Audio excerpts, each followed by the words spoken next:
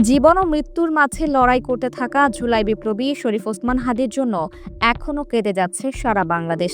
পরিস্থিতি আরও খারাপ হওয়ার ফলে হাদিকে এখন সিঙ্গাপুর থেকে ইংল্যান্ডে নেয়ার চেষ্টা করা হচ্ছে, যার ফলে ওসমান হাদির জন্য আল্লাহর কাছে দোয়া করা ছাড়া আর কোনো পথ দেখছে না তার শুভাকাঙ্ক্ষীরা। এদিকে ওসমান হাদিকে হাসপাতালের বিছানায় রেখেই নির্বাচনী ট্রেনে উঠে গিয়েছে বাংলাদেশ।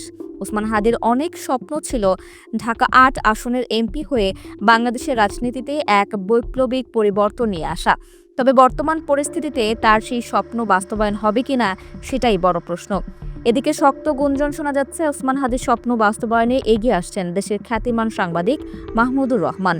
ওসমান হাদি যদি সুস্থ হয়ে ফিরতে না পারেন, সেক্ষেত্রে হাদির পরিবর্তে ইনকলাব মঞ্চের হয়ে নির্বাচন করতে পারেন আমার দেশ পত্রিকার এই সাংবাদিক।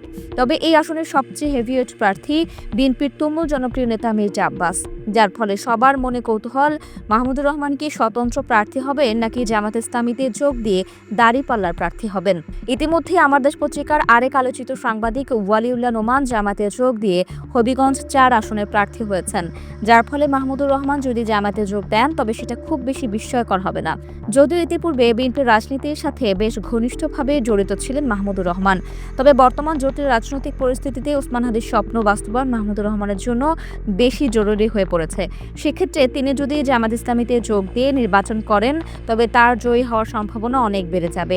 কারণ মাহমুদুর রহমান একজন প্রভাবশালী ব্যক্তি হলেও ঢাকা ৮ আসনে মির্জা আব্বাসের দাপট অনেক যুগ ধরে, যার ফলে নির্বাচনে অংশ নিলে মাহমুদুর রহমানের একটা শক্ত রাজনৈতিক ব্যাকআপ প্রয়োজন হবে, যা তাকে এই মুহূর্তে জামাত ছাড়া আর কোনো দল দিতে পারবে না। এদিকে অনেকেই বলছেন মাহমুদুর রহমান যদি ওসমান হাদির স্থানে স্বতন্ত্র প্রার্থী হন, সেক্ষেত্রে জামাত যেন তাকেই সমর্থন দেয় এবং নিজেদের প্রার্থী সরিয়ে নেয়। ঢাকা ৮ আসনে জামাতের প্রার্থী হয়েছেন ডক্টর মোহাম্মদ হেলাল উদ্দিন, যিনি ইতিমধ্যেই এই আসনে ব্যাপক জনসংযোগ করে নিজের শক্ত অবস্থান করেছেন। তবে এই আসনে যদি মাহমুদুর রহমান নির্বাচন করেন এবং জামাত তাকে সমর্থন দেয়, সেক্ষেত্রে হেলাল উদ্দিনও এই সিদ্ধান্ত মেনে নেবেন বলে জানা যাচ্ছে। এখন দেখার বিষয় শরীফ ওসমান হাদির এই স্বপ্নের আসনে শেষ পর্যন্ত কোন রাজনৈতিক সিদ্ধান্ত আসে।